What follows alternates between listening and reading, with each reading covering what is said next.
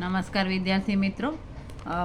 પ્રકરણ 14 સંભાવનાની અંદર આ પત્તાના દાખલા ખાસ પૂછાતા હોય છે, એટલે એ દાખલા દર્શાવતા વિડીયો છે. વિડીયોને ગમે તો ચેનલને લાઇક અને સબસ્ક્રાઈબ જરૂર કરજો. સરખી રીતે ચીપેલા 52 પત્તામાંથી એક પત્તું પસંદ કરવામાં આવે તો અહીંયા અલગ અલગ 6 ઘટનાઓ આપી છે, જેની સંભાવના આપણે શોધવાની છે. તો સૌથી પહેલાં આપણે સૂત્ર લખીશું: પ્રયત્નની સંખ્યા છેદમાં પ્રયત્નની કુલ સંખ્યા. હવે અહીંયા પત્તાનો દાખલો છે એટલે આપણે અહીંયા લખીશું કુલ પત્તાની સંખ્યા. હવે આપણને ખબર છે કે પત્તા હોય છે 52, અહીંયા આપેલું પણ છે કુલ પત્તા 52, એટલે અહીંયા કુલ પત્તાની સંખ્યા 52, એટલે આ 52 આવશે છેદમાં. હવે જે ઘટના આપી છે એમાંની પહેલી ઘટના આપણે જોઈએ તો કે પહેલી ઘટનામાં આપ્યું છે કે પત્તું લાલ રંગનો રાજા. હવે અહીંયા વિદ્યાર્થીઓ મિત્રોની ખાસ વિદ્યાર્થીઓની ભૂલ પડે છે, લાલનો રાજા અને લાલ રંગનો રાજા. હવે આપણી પાસે જે પત્તા છે એ પત્તાની અંદર હવે હું અહીંયા તમને બતાવું છું તો કે લાલનો રાજા, આ લાલનો રાજા કહેવાય, અને લાલ રંગનો રાજા, આ ચોકટનો રાજા છે એનો રંગ પણ લાલ જ છે. તો લાલ રંગના રાજા અહીંયા આપણને મળશે 2, એટલે અહીંયા 2/52. આપણે અહીંયા છેદ ઉડે એવો છે તો ઉડાડીએ. 26 દુ 52, 2 ગયા તો 1/26. આ ઘટનાની આપણને સંભાવના મળશે.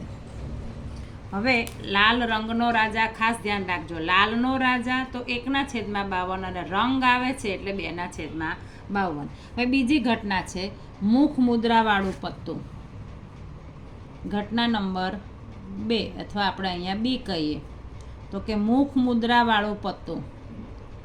મુખ મુદ્રાવાળું પત્તું. તો મુખ મુદ્રાવાળા પત્તા કેટલા હોય છે તો કે એ છે 12. કયા કયા પત્તા તો કે અહીંયા આપણે જોઈએ 4 રાણી, 4 રાજા અને 4 ગુલામ. એને આપણે મુખ મુદ્રાવાળા પત્તા કહીશું. તો કે અહીંયા તમે જોઈ શકો છો આ 4 રાજા, આ 4 રાણી, આ 4 રાણી, 4 રાજા, 4 રાણી અને 4 ગુલામ. આ જે આપણે સાદી ભાષામાં ગલ્લો કહીએ છીએ, આપણે એને ગણિતની ભાષામાં ગુલામ કહીશું. તો કે આ જે પત્તા થયા 4 રાજા, 4 રાણી અને 4 ગુલામ, તો કે જે આ 12 પત્તા થયા, એટલે અહીંયા મુખ મુદ્રાવાળા પત્તાની સંખ્યા કેટલી? 12. કયા કયા તો કે 4 રાજા, 4 રાણી અને 4 ગુલામ.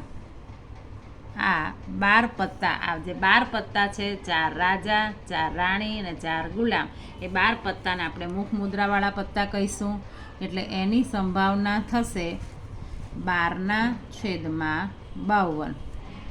4 તારી 12 અને 13 ચોક 52, એટલે 3/13 એ ઘટનાની સંભાવના મળશે.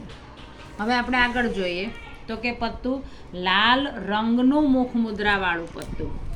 હવે આ પણ ખાસ એક સમજવા જેવો પ્રશ્ન છે. મુખ મુદ્રાવાળા પત્તા તો ખરા, પણ એમાંથી લાલ રંગનું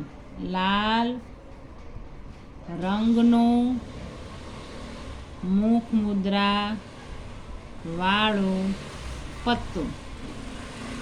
તો લાલ રંગનું મુખ મુદ્રા વાળું પત્તું એટલે હવે આપણે જે 12 પત્તા જોયા એમાંથી આપણે લાલ રંગના જે પત્તા છે એને આપણે જુદા પાડી લઈએ.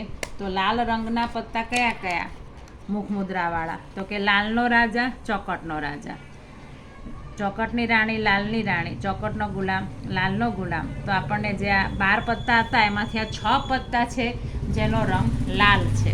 એટલે લાલ રંગના મુખ મુદ્રાવાળા પત્તા કયા તો કે 2 રાજા, 2 રાણી અને 2 ગુલામ.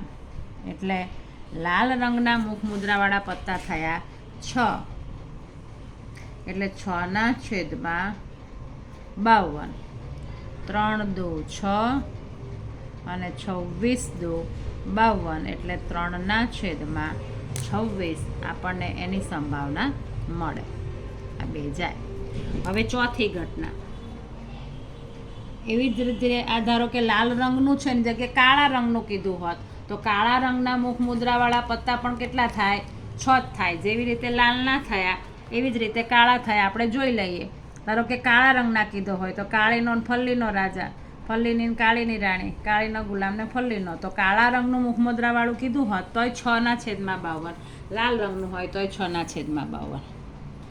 હવે ઘટના ડી, આ આપણે આને સી કહીએ, ત્રીજી ઘટના છે એટલે આ બી, આ સી. હવે ચોથી ઘટના લાલનો ગુલામ. તો લાલનો ગુલામ એક જ હોય.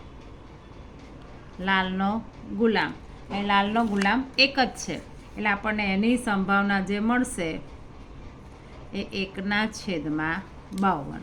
લાલનો ગુલામ એક જ છે. લાલ રંગનો કીધો હોત તો પાછું 2/52 આવે. હવે આપણે જોઈએ ઘટના એ બી સી ડી. તો હવે આપણે આને ઈ આપીએ. તો ઈની ઘટના છે કાળીનો એક્કો. કાળીનો એક્કો. તો આપણી પાસે જે 4 એક્કા હોય એ 4 એક્કા છે, આ કુલ 4 એક્કા છે. એમાંથી કાળીનો એક્કો એક જ છે એટલે કાળીના એક્કાની સંખ્યા કેટલી થશે? 1. તો એની સંભાવના શું થશે? 1/52. બરાબર. હવે ઘટના છઠ્ઠી ઘટના આપણને રકમ આપી છે. આપણે આ કાળીનો એક્કો છઠ્ઠી ઘટના છે ચોકટની રાણી. એટલે ઘટના નંબર 6 એ બી સી ડી ઈ. તો આને આપણે એફ આપીએ. તો કે ચોકટની રાણી. તો ચોકટની રાણી પણ કેટલી હોય? એક જ છે ચોકટની રાણી. આ ચોકટની રાણી. તો ચોકટની રાણી એક જ છે માટે એની સંભાવના પણ આપણને શું મળશે? 1/52. એટલે આ રીતે પત્તાના દાખલા પરીક્ષામાં પૂછાય. ધ્યાનથી સમજજો. વિડીયોને 2-3 વાર જોજો એટલે તમને ઝડપથી યાદ રહી જાય. વિડીયો ગમે તો ચેનલને લાઇક અને સબસ્ક્રાઈબ જરૂર કરજો. Thank you very much.